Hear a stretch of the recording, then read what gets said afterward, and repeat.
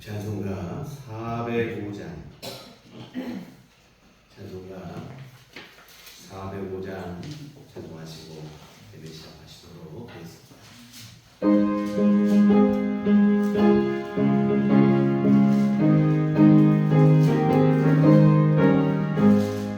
주의 생각한 말에 안기세 우리 마음이 평안하리니 항상 기쁘고 복이 되시네 영원하신 팔에 안기세 주의 팔에 크신 팔에 안기세 주의 팔에 영원하신 팔에 안기세 날이 갈수록 주의 사랑이 두루 광명하게 비치고 전성 많은 게 변이 가리니 영원하신 팔에 안기세 주의 팔에 크신 팔에 안기세 주의 팔에 영원하신 팔에 안기세 주의 보좌로 나아갈 때에 기뻐 찬미 소리 외치고 복과 두려움 없어지리니 영원하신 팔에 안기세 주의 팔에 크신 팔에 안기세 주의 팔에 영원하신 팔에 날이 갈수록 주의 사랑이 날이 갈수록 주의 사랑이 그를 광명하게 비치고 전성 많은 게 변이 가리니 영원하신 팔에 안기세 주의 팔에 크신 팔에 안기세 주의 팔에 영원하신 팔에 안기세 주의 보좌로 나아갈 때에 기뻐 찬미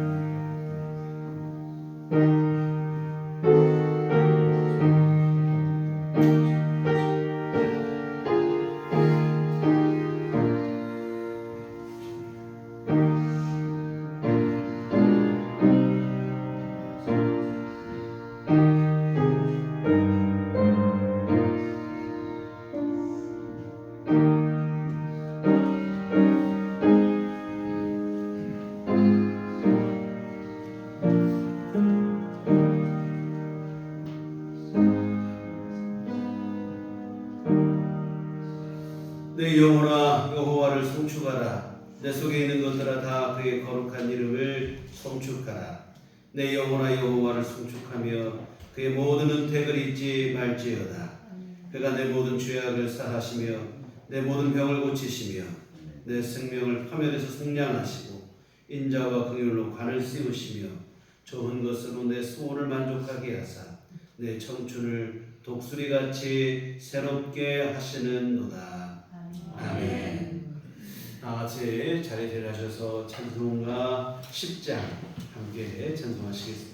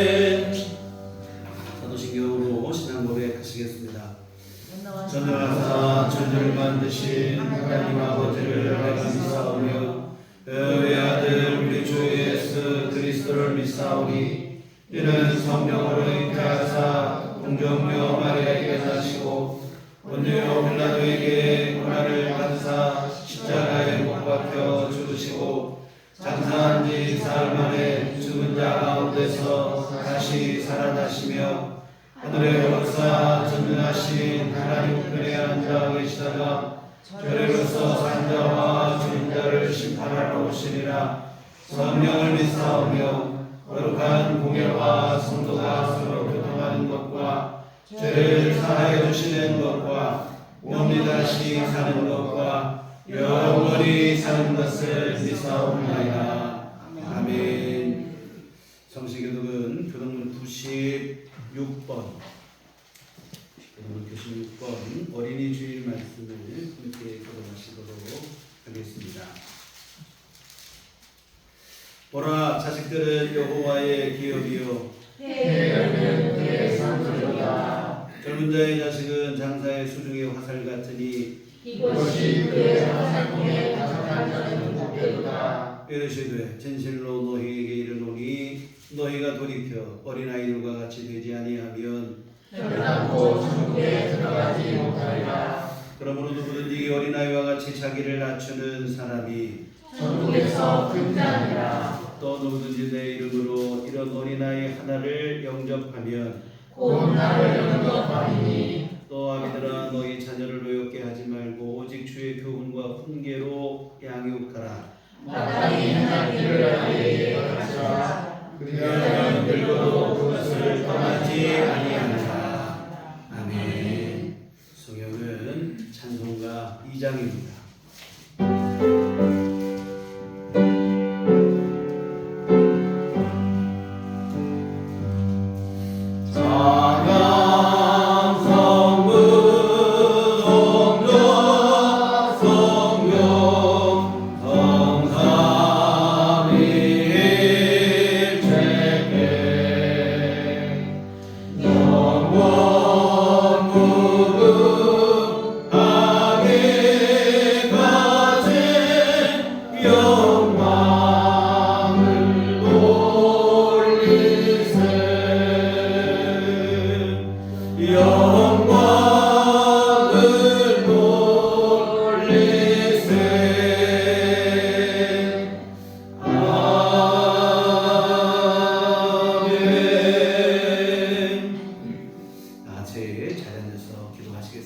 기도하실 때 예정원 장로님을 기도해 주시겠습니다.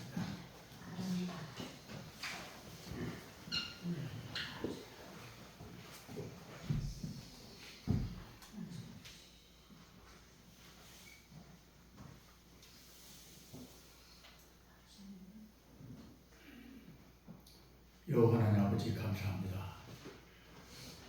이런저런 주목들이 대지를 싱그럽게 감싸고 있는 아름다운 계절 5월을 주시고 하나님이 지으신 아름다운 삼남한상한 우리 인류에게 주어진 하나님께 진심으로 감사드립니다. 일상적으로 무감각하게 접하는 하나님의 피조물 앞에서 우리들이 전능하신 하나님의 놀라운 존재를 다시금 깨닫게 하시고 감사하게 하여 주시옵소서. 우리의 심령 안에 늘 하나님의 영이 살아계셔서 우리들이 인간과 세상 만물을 대할 때 하나님의 시선으로 바라보게 하시고 하나님의 사랑으로 대하게 하시며 하나님에 대한 감사와 경외의 시선으로 바라보게 하여 주시옵소서. 하나님의 놀라운 능력으로 창조되어진 피조물 앞에서 우리들을 더욱 겸손하게 하시고 더 낮아지게 하시고 더 자각하게 하시고 절대자이신 하나님을 더 가까이 심령 안에 모시고 경배하게 하여 주시옵소서. 우리들이 하나님을 구세주로 믿고 그리스도인의 삶을 살아갈 때 하나님 자녀로서의 합당한 생각과 사고와 말과 행동을 소유케 하여 주시옵소서. 사람과 사물을 대하는 우리의 생각과 판단이 독단에 빠지지 않게 하시고 항상 하나님의 기쁜 뜻을 헤아리면서 사랑과 배려와 겸손함 속에서 생활하게 해 주시옵소서. 우리들의 심령 안에 웅크리고 있는 암울하고 무기력하고 어두운 사탄의 세력들을 성령의 불로 태워주시고 밝고 따뜻하고 생기 넘치는 하나님의 빛의 자녀로 인도하여 주시옵소서. 어둠의 세력들이 초동하고 사주하는 삶의 부정적이고 어두운 그림자는 우리의 심령과 우리 얼굴에서 제거해 주시고 늘 온유하고 화평하며 밝은 에너지가 넘치는 그리스도인다운 형체로 변화시켜 주시옵소서. 오직 하나님 안에 우리의 심령을 지배하게 하시고 다스리게 하여 주시옵소서.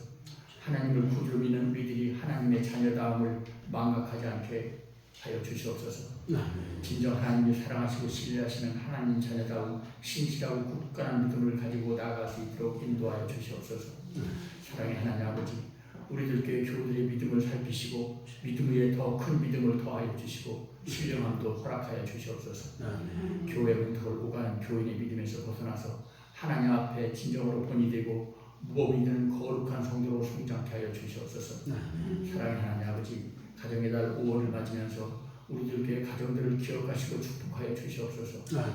먼저 부부간에 화평케 하시고 가족과는 화목하게 하는 가운데 하나님이 가족 구성원 심령 안에 들어오셔서 가족 전도와 가족 구원의 사명을 감당할 수 있도록 인도하여 주시옵소서. 특별히 오늘은 어린 주일로 하나님께 예배를 드리오니 기성세대로서 우리들이 항상 어린이들에게 믿음의 표본이 되게 하시고 믿음의 교본이 되게 하시고 존중 많은 어른으로서의 본분과 사명을 지혜롭게 감당할 수 있도록 인도하여 주시옵소서. 세상에 때묻고 죄에 물든 기성세대들이 어린이의 순수하고 깨끗한 성령을 본받고 배우는 속에서 그리스도인다운 삶을 살아갈 수 있도록 인도하여 주시옵소서. 오늘도 각자 세상에 많은 문제들을 안고 하나님 앞에 나왔습니다. 정의로우신 하나님께서 각자의 형편에 따라 얽히고 설킨 문제들을 풀어주시고 지혜를 내려주시옵소서. 내리고 있는 봄비가 만물에 생명을 넣어주고 소생시키듯이 주님의 말씀을 통하여 성령의 단비가 우리의 심령에 내려서 우리가 변화되게 하여 주시옵소서. 주님의 말씀을 통하여 우리가 깨달음의 기쁨을 느끼게 하시고 말씀을 전하시는 목사님께도 늘 의무간에 강건하고 신령하게 하여 주시옵소서. 전능하시고 자비로우신 예수님 이름으로 간절히 기도드렸습니다. 아멘.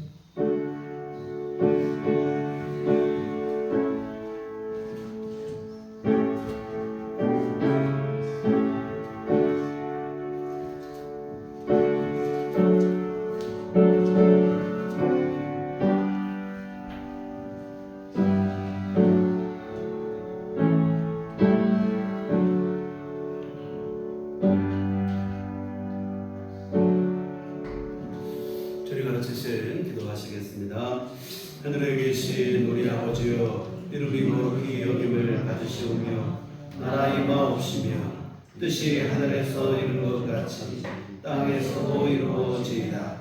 오늘날 우리에게 일용할 양식을 주옵시고 우리가 우리에게 죄 지은 자를 사하여 준 것 같이 우리의 죄를 사하여 주옵시고 우리를 시험에 들게 하지 마옵시고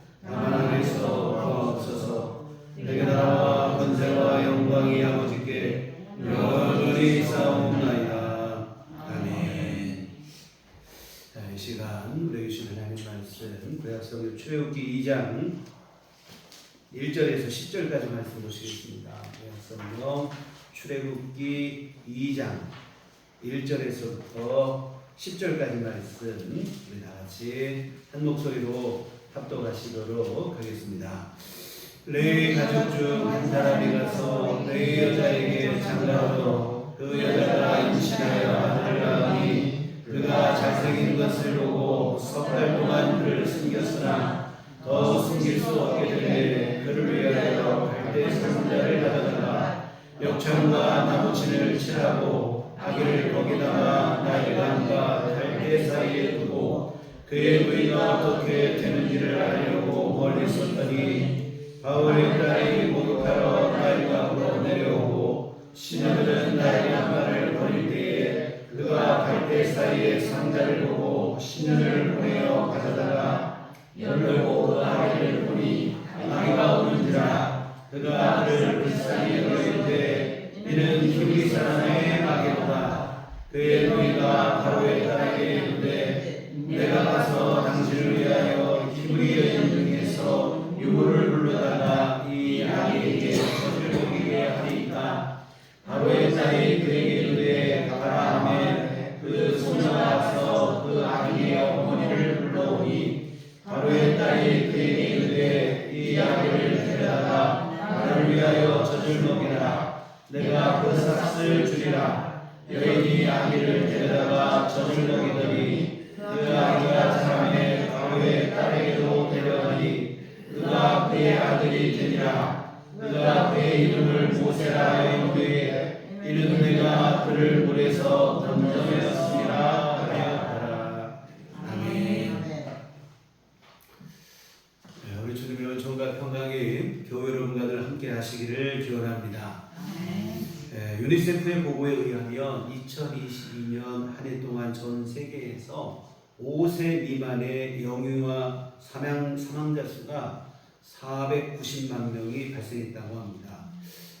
엄청난 숫자죠. 우리 대전 충남북의 인구와 맞먹는 숫자인데 이런 어린아이들이 사망을 한 해 동안 했다는 것인데 너무나 끔찍한 일이죠. 그런데 여러분 더 놀라운 사실은 통계를 시작한 이후에 500만 명 밑으로 사망자가 발생한 것이 2022년이 처음이었다고 하는 사실입니다.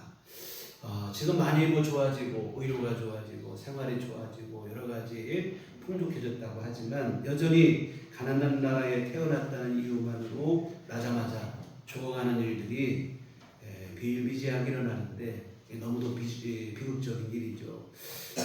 사실 제가 어릴 때만 해도 우리나라도 영유아 사망이 적지 않았습니다. 집집마다 거의 대부분이 이런 가슴 아픈 사연들을 가지고 있을 정도이죠. 살자고 태어나는 게 인생인데 죽을 운명으로 태어난다는 것이 너무 비극적인데요. 그런데 여러분 이유는 조금 다르지만 마찬가지로 죽을 운명을 가지고 태어난 인물이 성경에 기록이 되어 있어요. 바로 오늘 우리가 함께 살펴볼 모세입니다. 모세가 태어날 때의 상황은 이렇습니다. 야곱의 12아들을 중심으로 이집트로 70명이 이주를 했는데 세월이 흐르면서 번성해서 한 민족을 이루게 됐어요. 이집트 중앙 정권에까지도 위협이 될 만한 그 소수민족이 어찌 보면 그럴 세력으로 급성장을 하게 되어진 겁니다. 이에 바로 왕은 후한을 없애기 위하여 유대인에 대한 말살 정책을 은밀하게 실행을 합니다. 노동을 또 강한 착취를 하고 억압을 하고 했는데 그런데 참 하나님이 도우시니까 그렇게 압박을 가해도 오히려 더 번성을 하는 것입니다.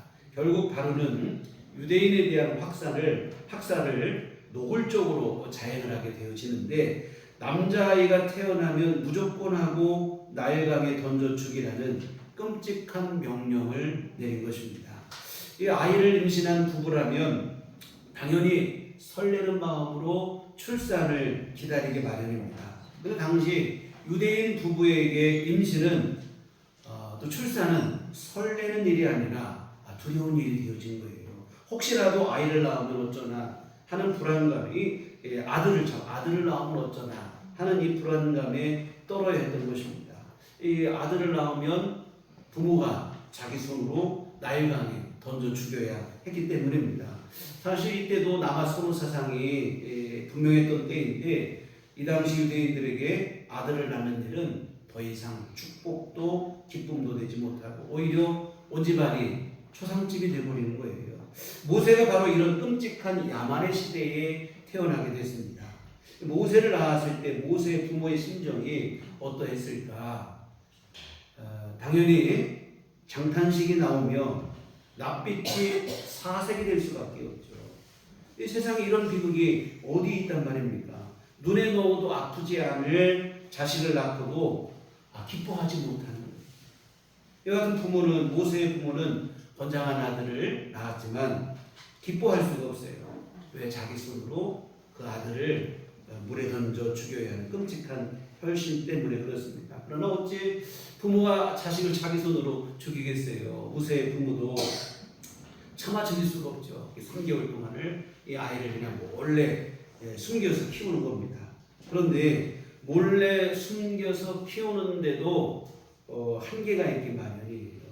결국 3개월이 되었을 때 결단을 내리는 거예요. 갈대 상자에 역청과 나무진을 발라서 물에 가라앉지 않게 하고는 아이를 거기 담아서 나일 강가의 갈대 사이에 놓아둔 것입니다. 자신이 어떻게 할 수 있는 최선을 다한 후에 더 이상 어찌할 수 없는 상황이 되었을 때 아이를 갈대 상자에 담아 나일 강변에 놓게 되어진 것인데요. 이때 부모의 심정이 어떤 마음이었을까? 이제 뭐 될 대로 되라, 자포자기하게 하고 그런 마음이었을까요? 그렇지는 않습니다. 자신의 힘으로 더 이상 어쩔 수 없는 상황에서 모세의 부모는 이후의 모든 일을 하나님께 전적으로 의탁하는 마음으로 갈대 상자에 아이를 담아 나일강에 놓았다고 생각이 돼요. 부모로서 더 이상 어떻게 할 수 없으니, 우리로 더 이상 어찌할 수 없으니 하나님께서 책임져 주시기를 간절히 구하는 마음이 분명했을 것이라 하는 것이죠. 이와 같은 모세의 부모는 최선을 다한 후 하나님의 인도와 보호하심에 전적으로 내어 맡기는 심정으로 아이를 갈대 상자에 넣어서 나일강에 띄워보냅니다. 그렇게 띄워보내고는 모세의 누나 미리암이죠. 미리암이 이 자기 동생이 어떻게 되는지 궁금하잖아요.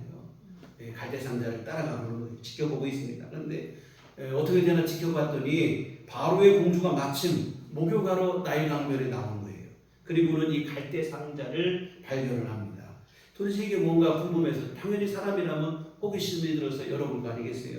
열어보니까 그 안에 사내아이가 울고 있어요. 근데 대부분의 여자들이 어린아이를 보면 얼마나 예뻐하고 그럽니까? 그러니 바로의 공주도 그런 마음이죠. 그런데 계속해서 아이가 울어요. 왜 울겠습니까? 배가 고파서 우는 거죠. 근데 뭐 다닐 길이 없어요. 요즘처럼 분유가 있는 것도 아니고. 그때 모세의 누나 미리암이 눈치가 빠르죠. 얼른 접근하더니 바로의 공주에게 다가가서 내가 이 아이를 위해서 유모를 좀 소개해 줬으면 어떻겠냐 이렇게 말해요. 그랬더니 그러라 하니까 미리암이 누구를 소개했겠습니까? 자기 엄마를 소개하는 거예요. 결국 모세는 엄마의 품으로 다시 돌아오게 됐어요. 오늘 9절 말씀에 보면 바로의 딸이 그에게 이르되 이 아기를 데려다가 나를 위하여 젖을 먹이라. 내가 그 싹쓸 줄이라.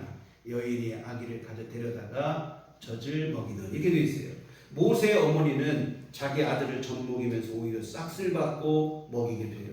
꼼짝없이 아이를 죽여야 되는 상황이었는데 죽이지 않게 되었으면 물론이고 오히려 싹쓸 받고 아이를 키우게 됐어요. 이 감히 상상도 할 수 없는 놀라운 일이 일어났는데 그런데 이런 일이 그냥 우연히 속된 말로 하면 운이 좋고 재수가 좋아서 일어난 일이고 그게 아닙니다. 철저한 하나님의 섭리와 인도하심을 믿습니다. 하나님께 맡겼더니 하나님께서 그 생명을 구할 뿐 아니라 자기 품에서 기를 수 있는 귀한 은총까지 베풀어 주셨다고 하는 사실입니다. 이 땅의 모든 부모들이 배워야 될 자세라고 생각이 들어요. 내가 자녀를 기를 때 우리 부모가 자녀를 키우고 양육할 때 최고의 원칙은 다른 데 있지 않습니다. 하나님께 맡기는 일일 줄 믿습니다. 요즘 자녀를 한둘 낳다 보니까 지나칠 정도로 끊기기 위해요. 그렇죠. 자녀를 소중히 여기는 거야. 뭐 나쁠 게 하나도 없습니다. 다만 문제는 자녀를 위한다면 부모들이 하는 잘못된 행동들이 문제가 되어지겠죠. 뭐냐면 자신은 사랑이고 관심이지만 사실은 이게 지나친 간섭과 집착이 되는 경우들이 많이 있어요. 이 자녀를 위한 사랑이 아니라 오히려 집착이 지나지 않은 일들이 많이 있습니다. 관심 정도의 수준이어야지 집착으로까지 진행되면 참 곤란합니다. 우리가 부모로서 최선을 다하는 것은 좋지만 일일이 간섭하고 뭐 참견하고 하는 것은 좋지 않아요. 여러분 과잉 보호와 방임은 전혀 다른 모습이 아니에요. 과잉 보호와 방임은 서로 사실은 모양은 다르지만 결과는 똑같이 부정적으로 나오게 돼 있어요. 자녀를 망치는 일입니다. 우리가 좀 여유를 갖고 지켜볼 수 있었으면 좋겠습니다. 더 중요한 것은 하나님께서 책임져 주실 것을 믿고 하나님 앞에 기도하는 일일 줄 믿습니다.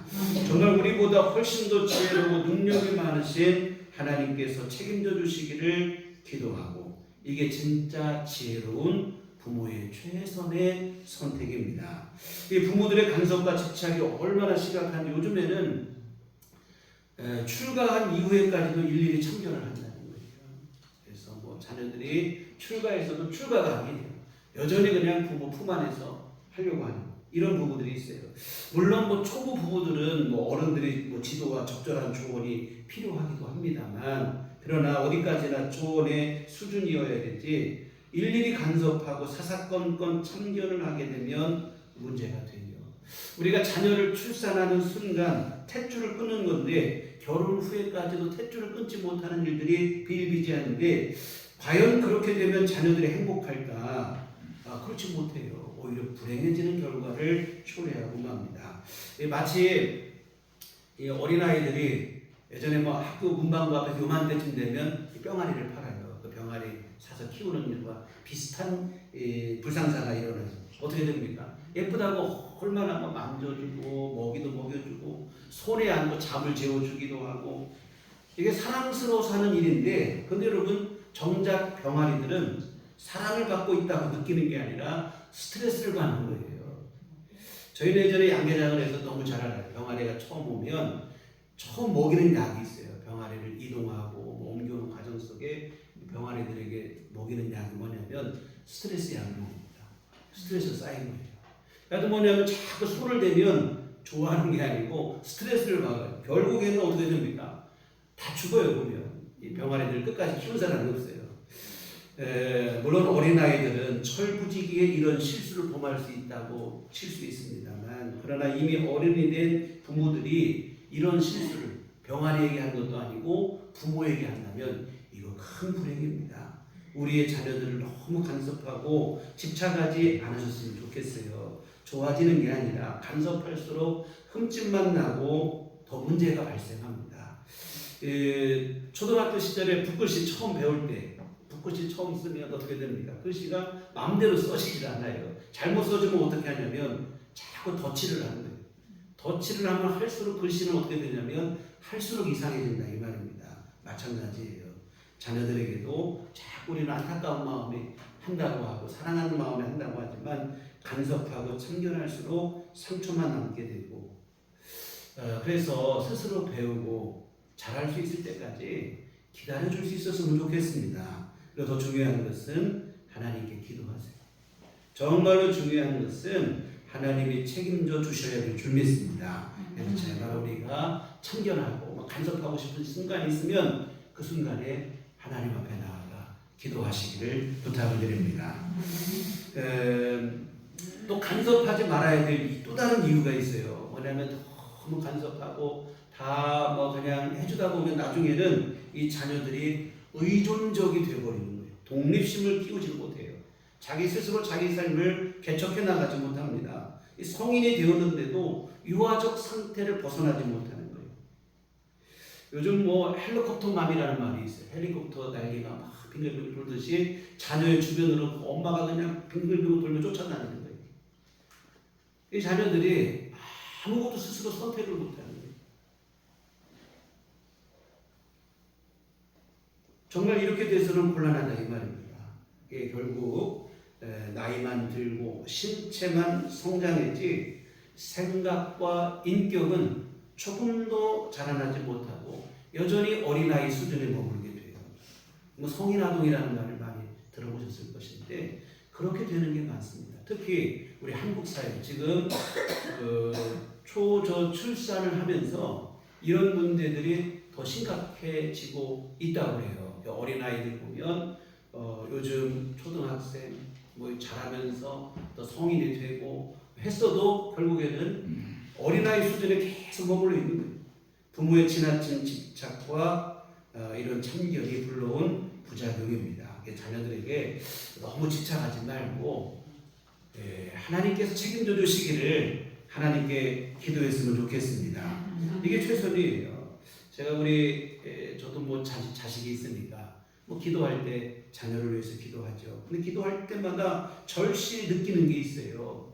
언제까지나 부모로서 제가 다 책임져 줄 수 있는 게 아니라 이 말이에요. 언젠가는 뭐 제가 먼저 세상을 떠날 것이 분명하다 이 말이죠. 게다가 또 제가 생각해 보면 우리 지금 젊은 세대들, 우리 자녀 세대들이 앞으로 살아가야 될 세상이 너무 가혹하고 힘들 것만 같다는 생각을 지울 수가 없어요. 요즘 여러분 환경이나 기후 문제 어떻습니까? 지금 뭐 4월달에 이렇게 덥고 막 여름 날씨가 되고 앞으로 어떻게 될지 어떻게 알겠어요. 게다가 경제 상황도 만만치 않습니다. 더 문제는 뭐냐면 세상이 너무 호박해졌어요. 도덕성이라든지 인간성이라든지 이런 거를 점점 더 상실해 가고 있습니다. 세상 살기가 더 팍팍해지는 거예요. 게다가 우리는 뭐 외동이다 보니까 어려울 때 함께 의지하고 동기간고 앞날을 생각하면 제가 마음이 편치가 않아요. 그래서 결국에는 어떻게 되냐면 그럴수록 기도가 더 간절해질 수밖에 없는 거예요. 하나님께서 책임져 주시라고 더 간절한 마음으로 기도하게 되어지는 것입니다. 근데 여러분 사실은 이것이 이 땅의 모든 부모들이 해야 될 가장 현명한 선택인 줄 믿습니다. 언제까지 부모가 다 돌봐줄 수가 없어요. 기도하시고 하나님께 맡기는 것 외에는 달리 방법이 없습니다. 하나님께서 책임져 주셔야 돼요. 그리고 여러분 하나님께서 책임져 주시는 것이 최상이라고 하는 것도 여러분이 항상 잊지 않았으면 좋겠습니다. 내가 언제까지 못 돌봐주니까 어쩔 수 없이 하나님께 맡겨야지. 이게 아니에요. 사실은 내가 하는 것보다 더 최선이 되는 것이 하나님이 돌보시는 일인 줄 믿습니다. 그래서 여러분 부득이하여 맡기는 게 아니고 당연히 맡기셔야 돼요. 어쩔 수 없어서 맡기는 게 아니라 최선을 다해서 자원해서 내가 하나님께 맡기셔야 될 줄 믿습니다. 하나님의 돌보심과 은혜가 최상이고 최선이고 내가 하는 것 그 이상이고 최고로 우리 자녀들에게 복이 되어진다는 믿음을 분명히 하셨으면 좋겠습니다. 이 시점에서 여러분 다 아시겠지만 야곱과 요셉의 이야기를 빼놓을 수가 없어요. 여러분 야곱의 이야기 다 아시죠? 야곱에는 4명의 부인이 있었어요. 그 4명의 아내 중에 야곱을 제일 사랑했던 사람은 라헬이라고 하는 사람이었는데 근데 이 라헬이 베냐민을 출산하다가 산고를 이기지 못해서 죽어버리고 말아요. 야곱이 너무 허망하죠. 베냐민을 얻은 것은 기쁘지만 사랑하는 아내를 잃으니까 너무 허망할 수밖에 없어요. 이 라헬을 잃은 이 야곱이 그때 라헬에게 향하던 마음이 이제는 어디로 향하냐면 라헬이 낳은 2 아들 요셉과 베냐민을 2 아들을 낳았는데 그 2 아들에게 집중이 돼요. 4명의 부인 사이에 사실은 12명의 아들을 낳았는데 야곱은 유독 라헬이 낳은 요셉과 베냐민 특별히 편애를 하는 것입니다. 그 중에서 특히 큰아들 요셉을 더 총애를 했는데 이 다른 자녀들과 비교해서 그냥 눈에 딱 봐도 표가 날 정도로 편애를 했어요. 뭐냐면 채색 옷을 입혔다고 되어 있는데 요즘으로 하면 명품 옷을 입힌 거예요. 비싼 명품 옷을 다른 자녀들은 다 모르고 그냥 요셉에게만 탁하니 입혔다 이 말입니다. 게다가 다른 자녀들은 다 성장하면서 이제 그 당시 다 직업이 목축이니까 양을 치러 내보냈다 이 말이에요. 그럴 때에도 야곱은 요셉과 베냐민은 옆에 끼고 보내지 않아요. 왜 그러냐면 양을 치는 것이 그냥 푸른 초원에서 양을 먹고 이게 아니에요. 맹수가 있습니다. 또한 도적개도 있고 표적이 되는 위험한 일이라 이 말이죠. 그러다 보니까 두 아들을 함께 내보내지 않고 두 아들을 꼭꼭 끼고 있는 거예요. 이와 같은 이렇게 너무 티나게 편애를 해요. 내가 라헬을 지켜주지 못했지만 나에게 낳은 자식만큼은 내가 결코 잃어버릴 수 없다. 내가 반드시 지켜주겠다. 지나칠 정도로 집착을 합니다. 그런데 이렇게 지켜보려고 야곱이 나름 노력을 하고 최선을 다했는데 지켜졌느냐? 지켜지지가 않아요. 오히려 지나친 편애가 부작용을 불러오고 마는데 이 편애에는 반드시 피해자가 있기 마련입니다. 나머지 10명의 형제들은 얼마나 소외감을 느끼겠습니까? 나머지 10명의 형제들이 담합을 해서 요셉을 노예상에게 팔아버린 거예요. 그리고 아버지에게는 짐승에게 찢겨 죽었다고 거짓말을 속이죠. 너무도 끔찍한 범죄가 일어나는데요. 그러나 이 사실을 야곱은 몰라요. 아버지는 모르잖아요. 요셉이 죽은 줄로만 까맣게 속을 수밖에 없다 이 말입니다. 이와 같은 편애를 하며 어떻게든 양을 치러 내보낼 때도 보내지 않고 품에 끼고 지켜보려고 무던히도 애를 썼지만 그러나 지키지를 못했어요. 지키는 게 아니라 오히려 품에서 잃어버리게 하는 일로 작용을 하고 말았습니다. 결국 엄연히 살아있음에도 불구하고 죽은 줄로만 알았다 이 말입니다.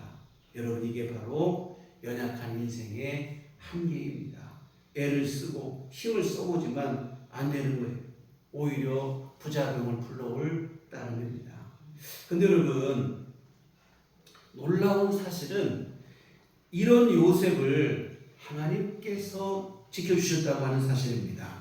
이집트에 노예로 팔려간 요셉, 처음에는 보디발 장군의 집에서 노예로 일을 하다가 나중에는 누명을 쓰고 급기야는 감옥에까지 가게 되는데 그 세월이 무려 13년입니다. 근데 여러분 성경은 거듭해서 뭐라고 말씀하냐면 이 시간 동안에 하나님께서 요셉과 함께하여 그의 행사를 형통하게 하셨다고 말씀하고 있습니다. 노예로 있는 동안에도 죄수로 수감된 동안에도 하나님은 요셉과 함께 하셨습니다. 그리고 그의 길을 형통하게 하시고 결국에는 이집트의 총리가 되기까지 하셨다고 하는 사실입니다. 하나님께서 요셉을 가장 복된 길로 인도하신 거예요. 그 아버지는 지키려도 못 지켰는데 죽은 줄로만 알았던 아들인데 하나님이 그렇게 지켜주세요. 훗날 야곱이 요셉이 살았다는 소식을 알게 돼요. 살아있을 뿐만 아니라 요셉이 이집트의 총리가 되었다는 놀라운 소식을 듣게 됩니다. 그 순간 야곱이 비로소 하나님 앞에 굴복하게 됩니다. 내 수단 방법을 어떻게 해보려고 하고 이게 안 된다는 사실을 절실히 깨닫는 거예요. 아까도 말씀드렸지만 지나치게 편애를 하고 그냥 감싸돌고 했잖아요. 지키려고. 내가 내 아내는 이렇지만 내 아내가 사랑하는 아내가 낳은 이 아들만큼은 내가 지켜주려고 무던히 애를 쓰고 노력을 했습니다. 그런데 여러분 지켜준 게 아니고 살아있는데도 죽은 줄로만 알고 살았다 이 말입니다. 놀라운 사실은 그 세월 동안에 자신은 조금도 손도 써보지 못하고 죽은 줄만 알았던 그 세월 동안에 하나님께서 친히 아버지가 되셔서 그의 삶을 지켜주시고 살려주시기만 한 게 아니라 애굽의 총리가 될 수 있도록 인도하셨다고 하는 사실입니다. 결국 야곱은 자신의 수단 방법을 다 내려놓고 비로소 하나님 앞에 온전한 믿음으로 세워지는 순간이 되어지는데요. 사랑하는 성도 여러분, 우리 힘으로 지켜보려고 해서 지켜지는 게 아니에요. 애쓰고 힘써도 안 되는 일이 있다 이 말입니다. 아무리 쓰고 해도 안 되는 때가 있어요. 자녀가 어릴 때는 그런 대로 그냥 내 마음대로 되는 것 같아요. 억지로 끌고 하면 좀 되는 것 같다 이 말입니다.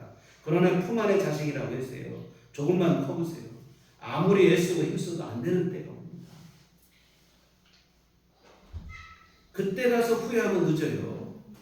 진즉에 하나님께 맡기셔야 될 줄 믿습니다. 그게 최선이에요.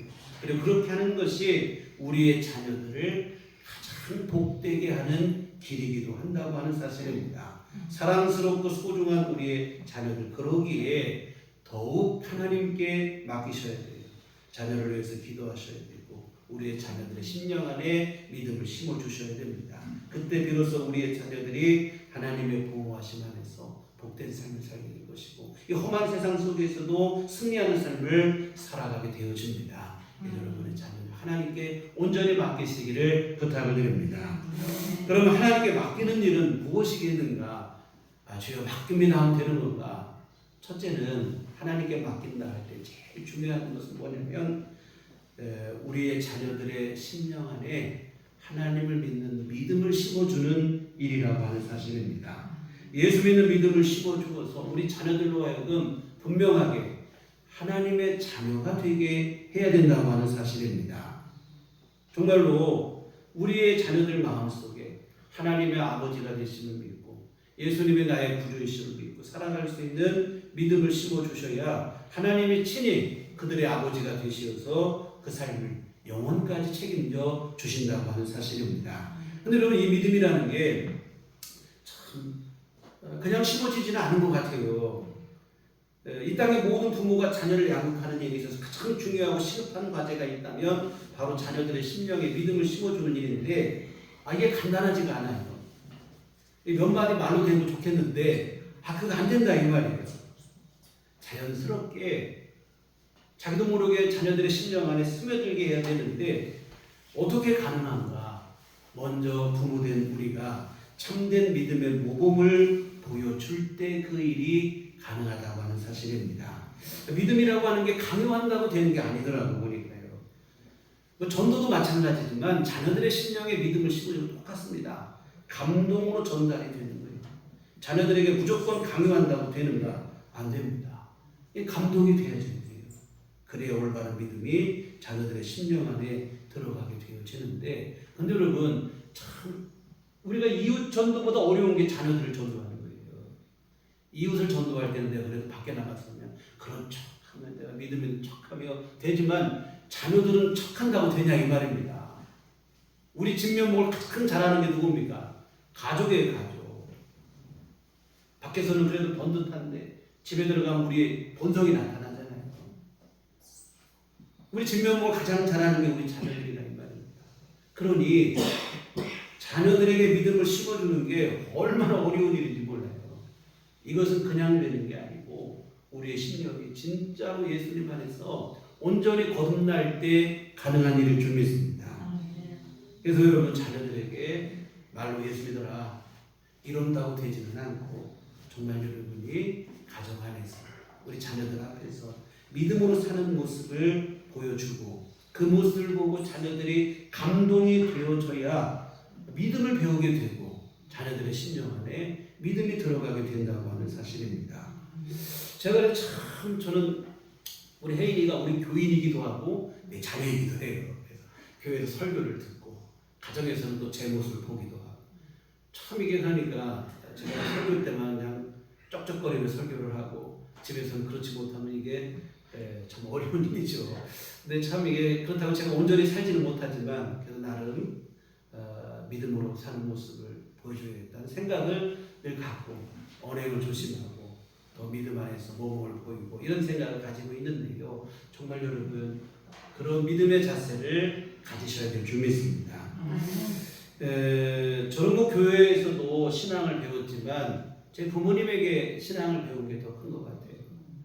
가정에서 매일 같이 저녁이면 온 가족 둘러앉아 예배를 드리고 같이 기도하고 하는 그 모습 그런 가운데서 자연스럽게 믿음이 생기지 않았는가 싶습니다. 그래서 부모님이 예배하는 것을 보고 예배를 배우고 어렵고 힘들 때 기도하는 것 보고 나도 기도해야지 이걸 깨닫게 되어지고 어떻게든 믿음으로 살려고 나름대로 노력하고 세상 가운데서도 빛과 소금으로 살아가려고 하는 노력을 보고 나도 그런 믿음으로 살아야겠다는 생각을 자원해서 가지게 된 것 같아요.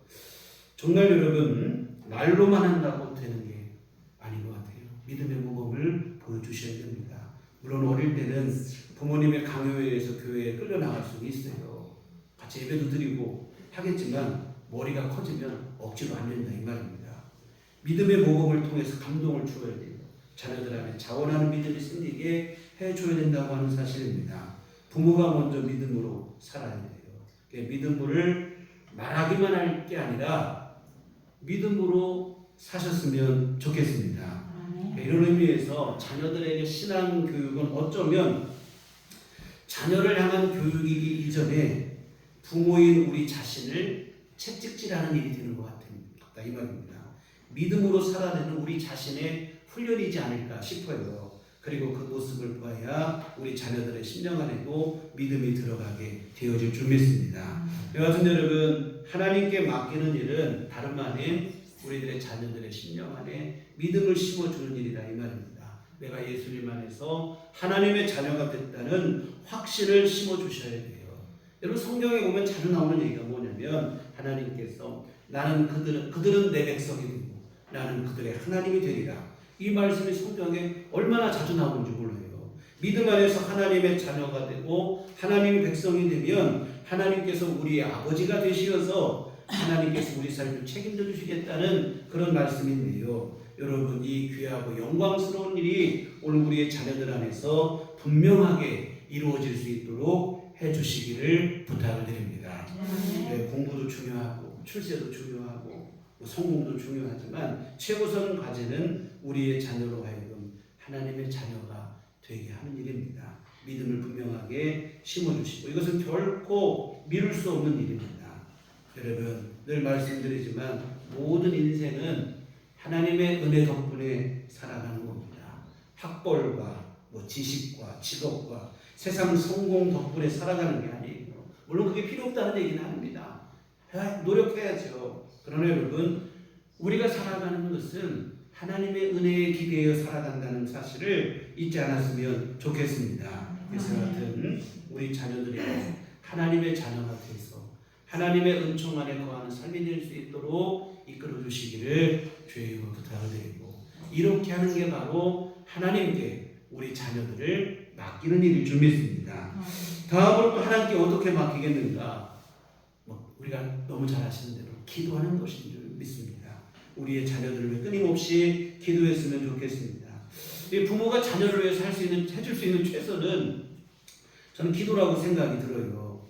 하나님께서 그 삶을 강하게 붙들어 주실 것을 기도해 주셨으면 좋겠습니다. 우리의 자녀들로 하여금 끝까지 믿음의 경주를 완주할 수 있도록 기도해 주시고 응원해 주시기를 부탁을 드립니다. 부모님의 기도가 자녀들에게 더 없는 유산이 되는 거예요. 우리 자녀들에게 재물을 물려주고 재산을 물려주고 하는 것도 좋겠지만, 그러나 여러분, 기도가 여러분의 자녀를 위해 쌓아놓은 기도가 우리 자녀들에게 더 없는 유산이 된다고 하는 사실입니다.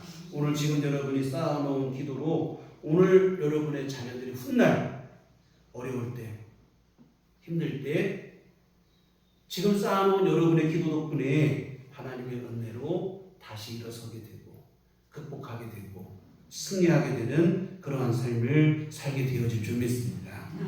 제가 저희 부모님께 제일 감사하게 생각하는 게 바로 이 부분입니다. 참 그때는 모두가 다 가난했던 시절이라 풍족하게 잘할 때 해주지는 못했어요. 다 어렵게 다 그때는 그렇게 살았잖아요. 근데 누구보다 저희 부모님이 열심히 자녀들을 위해서 기도를 해주셨습니다. 근데 지금도 생각이 나요. 여러분, 추운 겨울이면 아랫목을 벗어나기가 얼마나 어렵습니까? 뜨뜻한 아랫목 벗어난다는 게 쉽지 않습니다. 그 유혹을 끄는데 물리치시고 두꺼운 외투 하나 걸치시고 저녁이면 늘 교회를 가셨어요.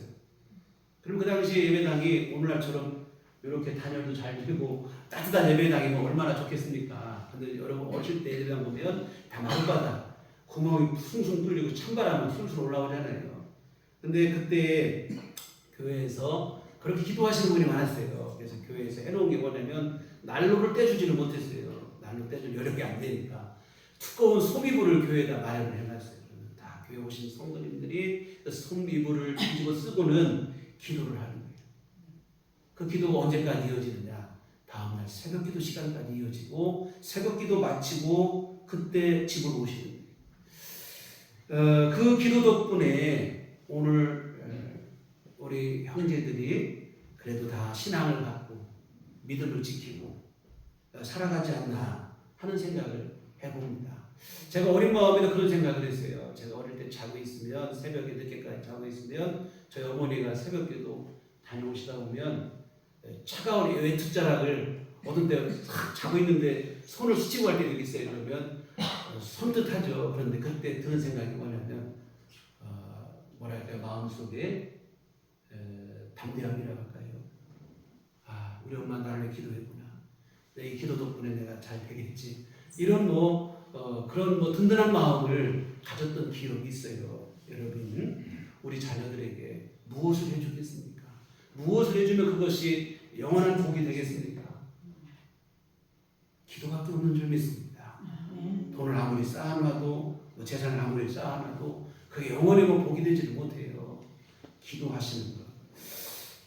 눈물로 기도한 자식은 결코 망하지 않는다고 그랬어요. 예수님께서도 십자가 증거하실 때 많은 여인들이 가슴을 치며 주님 십자가 지심을 슬퍼하실 때 주님 뭐라고 하시냐면 나를 위해서 울지 말고 너희와 너희 자녀를 위해서 울라고 주님은 말씀을 하셨는데요. 마지막 때가 가까울수록 더 환난의 때가 임하는데 너희 자녀들을 위해서 믿음을 위해서 울라고 하신 말씀인데 우리의 자녀들을 위해서 기도하세요. 무시로 주 앞에 나와 기도하시기를 부탁을 드립니다. 특히 아직 믿음이 분명하지 못한 자녀가 여러분 안에 있다면 더욱 기도하셔야 될 일일 줄 믿습니다. 결코 포기할 수 없는 부모로서 평생의 과업이라 이 말입니다. 자녀들의 진학을 위해서, 출세를 위해서, 취업을 위해서, 결혼을 위해서, 건강을 위해서, 행복을 위해서 기도하시는데요. 해야겠죠. 그러나 우리가 더욱 간절히 기도해야 될 일은 우리 자녀들로 하여금 천국 갈 수 있는 믿음을 위해서 기도하셔야 된다고 하는 사실입니다. 그래서 여러분의 기도를 통해서 여러분의 여러분의 믿음이 여러분들에서 그치면 안 돼요. 자자손손 믿음의 가문이 이루어질 수 있도록 기도하셨으면 좋겠습니다. 저도 그 생각을 해요. 저는 저희 증조 할머니 때부터 믿으셨으니까 제가 4대, 우리 혜인이가 5대째 신앙을 갖고 있는데 이 믿음이 어디까지 이어지겠는가? 보면 믿음이 잘 이어지는 사람도 있지만 그렇지 못한 것도 주변에서 많이 봐요. 그래서 저는 참 주님 오실 때까지 우리 후손들이 참 예수 잘 믿고 정말 믿음으로 살다가 주님 나라 함께 들어갔으면 좋겠다. 이 생각을 늘 가지고 있고 기도할 때 그 기도를 많이 합니다. 정말 여러분 다른 무엇보다 기도하실 것은 여러분의 자녀들의 믿음을 위해서, 특별히 아직 믿음이 없는 내 자녀가 있다면 여러분 어떻게 포기하면 안 돼요. 왜 다른 건 포기해도 여러분 생명을 포기할 수 없는 일 아니겠습니까? 우리 자녀들을 위해서, 그 믿음을 위해서, 영원한 생명을 위해서 끊임없이 기도하시기를 주의 이름으로 부탁을 드립니다. 사랑하는 성도 여러분, 오늘은 어린이 주일입니다. 하나님께서 우리에게 허락하신 자녀 너무도 소중한 존재들입니다. 세상 그 무엇과도 바꿀 수 없는 너무도 소중한 존재이죠. 어떻게 해야 할까요? 소중하기 때문에 더욱 하나님께 맡기셔야 됩니다. 하나님께 전적으로 모세를 갈대 선자에 담아 나일 강가에 놓은 부모와 같은 그 심정으로 간절한 마음으로 전적으로 하나님께 맡기셨으면 좋겠습니다. 우리는 언제까지나 책임지지도 못하고 그럴 만한 능력도 없어요. 하나님께서 지켜주셔야 될 줄 믿습니다. 하나님께서 은혜를 내려주셔야 되고 그 전적으로 하나님께 맡기시기를, 그리하여 하나님께서 우리가 생각하고 계획하는 것보다 훨씬 더 복되고 선한 길로, 더 중요한 것은 생명의 길로 우리의 자녀들을 인도해 갈 수 있도록, 이끌어 갈 수 있도록 하셨으면 좋겠습니다. 기도하시겠습니다. 하나님 아버지, 은혜를 감사를 드립니다. 참으로 우리에게 소중한 자녀들을 허락하시고 부모의 심정을 우리가 또 알아가게 하시고 자녀들을 향한 사랑을 베풀어가는 그 소중한 삶도 살아가게 하심을 감사를 드립니다. 그러나 아버지 하나님, 이 귀중한 일 가운데서 우리 오해하거나 착각하거나 실수하는 일 없도록 도와주시옵소서. 모두가 하나님의 자녀이요 하나님의 소유인 것을 잊어버리고 지나친 과도한 욕심과 집착으로 스스로를 불행하게 하고 자녀들을 불행하게 하는 일이 없도록 도와주시옵소서. 우리 하나님께 온전히 맡기고 믿음의 유업을 함께 이어가는 복된 가정들 다 되게 하여 주시옵소서. 자자손손 믿음의 귀한 역사 일어나는 소중한 우리의 모든 성도님들 가정들이 다 되도록 복을 내려 주시옵소서. 예수님 이름으로 기도했습니다. 아멘. 찬송가 563장, 찬송가 563장 찬송하시겠습니다.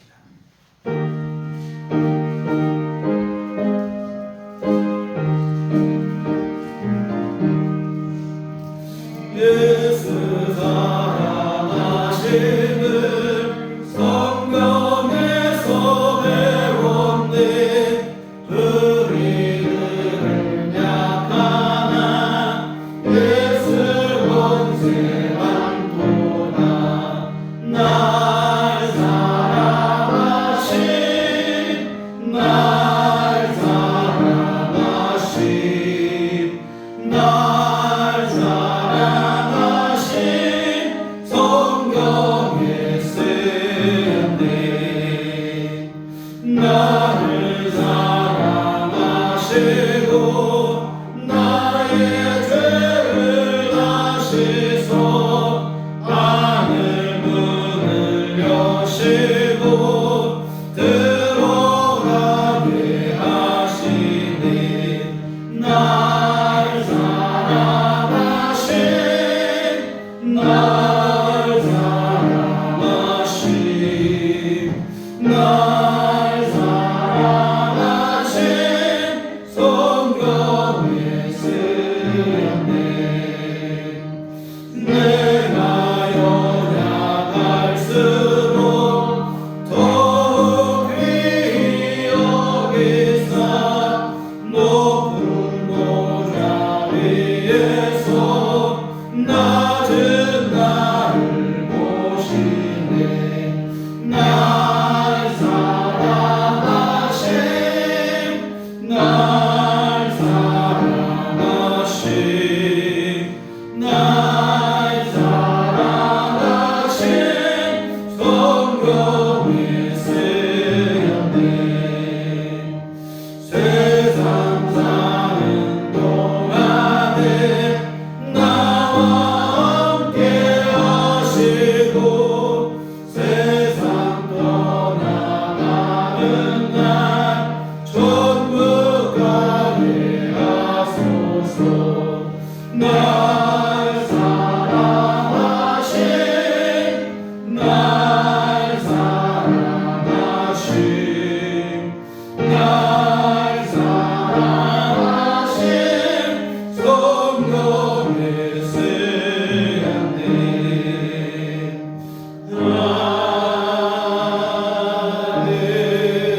아멘. 기도하시겠습니다. 주님 은혜를 감사합니다. 하나님의 귀하신 은혜 속에 우리가 소중한 가정에 속하게 하시고 소중한 가족들과 함께 하나님의 은총으로 살아가는 삶을 누리게 하심을 감사를 드립니다. 아버지, 가정의 날 5월을 맞이하여 우리들 온 가정마다 하나님의 은혜 더욱더 넘치게 하시고 더욱더 복되게 하실 줄 믿사오고 감사를 드립니다. 이 모든 주님의 은혜 감사하며 주님 앞에 이 헌금을 드립니다. 아버지 하나님 기뻐받아 주시옵소서. 이 헌금을 쓸 때 하나님의 귀한 일을 이루도록 복을 내려 주시옵소서. 아버지 하나님 정성껏 헌금을 드리고 몸과 마음과 시간을 바쳐 주님을 예배한 모든 심령들을 또한 주님 기뻐하여 주시옵소서. 한량한 분은 종을 내려 주시옵소서. 오늘 귀한 말씀처럼 모든 가정들마다 믿음으로 아름다운 귀한 역사 이루어갈 수 있도록 복을 내려 주시옵소서. 믿음으로 하나 되게 하시고 믿음의 유업 찾아서는 손이어가는 복된 가문들 다 되도록 하나님 은총 베풀어 주시옵소서.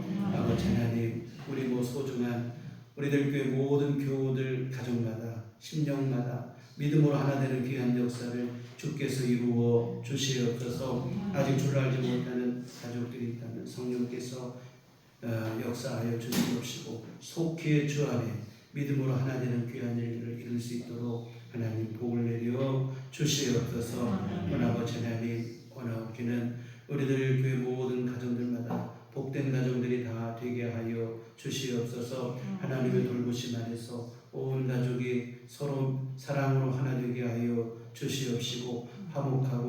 행복함을 느낄 수 있도록 주께서 도와 주시옵소서. 아버지 하나님, 세상에서는 힘들고 어려울지라도 가정에서는 서로 간에 위로가 되고 힘이 되고 서로에게 사랑을 나누고 격려가 되는, 응원이 되는 그런 가정이 될 수 있도록, 생명의 역사 일어나는 가정 될 수 있도록 주여 복을 내려 주시옵소서. 하나님 아버지, 또한 이 시간 간구하옵기는 육신의 강건함을 위해서 주 앞에 기도하는 우리 모든 교우들을 기억하여 주시옵소서. 질병은 주의 이름으로 떠나가게 하여 주시옵시고, 하나님 육신의 연약함을 감춰 주시옵시고, 주께서 새 허락하여 주시어서 일상의 생활과 활동을 이어가는데 조금의 불편함이 없도록 하나님 도우시고 함께하여 주시옵소서. 경제적으로 또 어려움을 당하는 이들에게는 하나님 하늘문을 여시고 주께서 복을 내려 주시옵소서. 아버지 하나님, 일상생활 속에서 살림살이의 문제로 어려움 당하지 않도록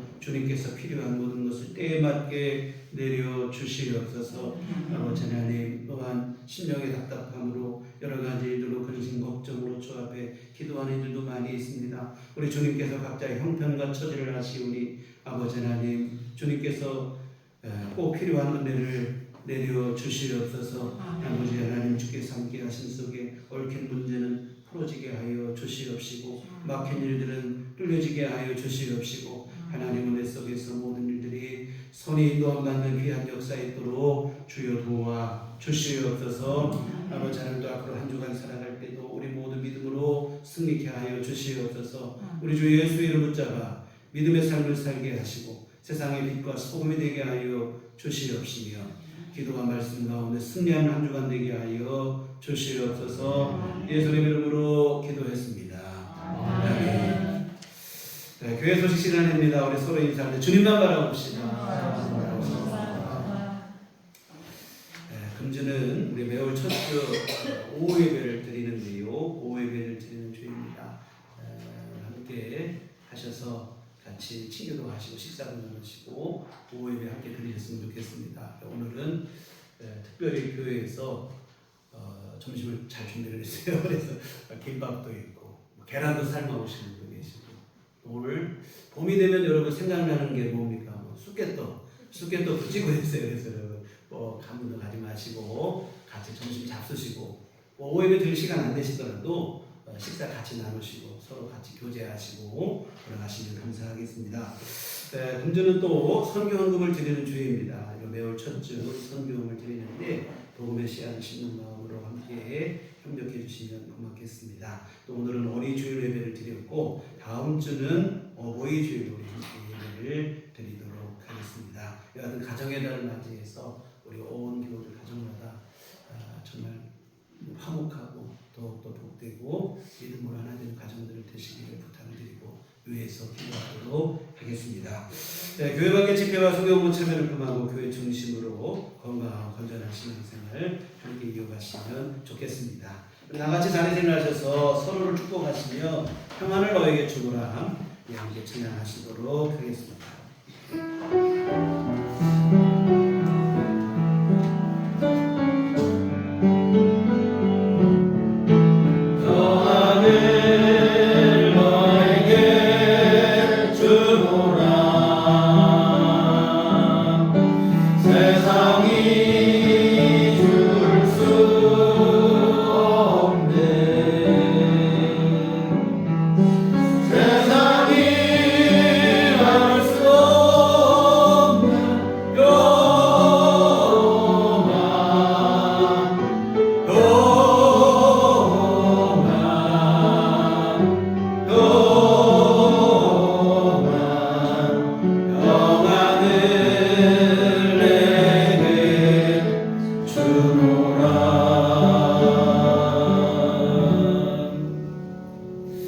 오직 성령이 너희에게 임하시면 너희가 권능을 받고 예루살렘과 온 유대와 사마리아와 땅끝까지 이르러 내 증인이 되리라.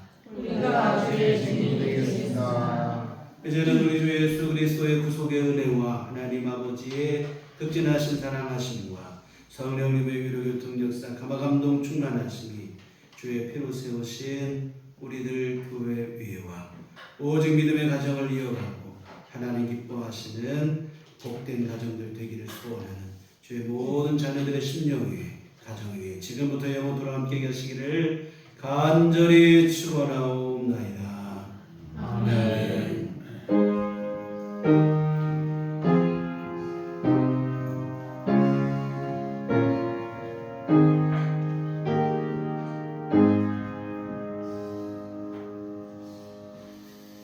감사합니다. 이상으로 주일 날례를 마치도록 하겠습니다.